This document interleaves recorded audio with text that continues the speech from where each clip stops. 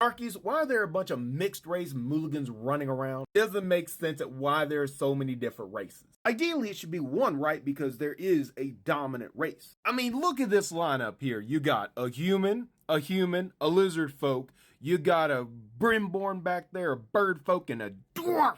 Since we know that orcs, forest elves, humans, and dwarves are the four major races. I mean, let's look at Jalen's team, which are mostly humans, except for the changeling back there. You got a male brimborn, ice elf, and then a forest elf. Sorry, a dwarf. And then look at Veronica's team, the gaggle of misfits. You got one dwarf, one orc, and then you got all these other rare races, and they all come from the same town. So why? And that's because Gale is a special town, because it is the only town that is under the protection of the Tower of Babel. You know, the last remnant of the Golden Empire that the God of Honor oversees. And so how Gale ends up getting his population is not by just traditionally birthing people, which does happen. The majority of the population is actually brought to Gale because the Holy Knights within his order will occasionally save some people, bring them to Gale, and if they happen to be children like these guys, then they will literally just hand them to another couple and say, hey,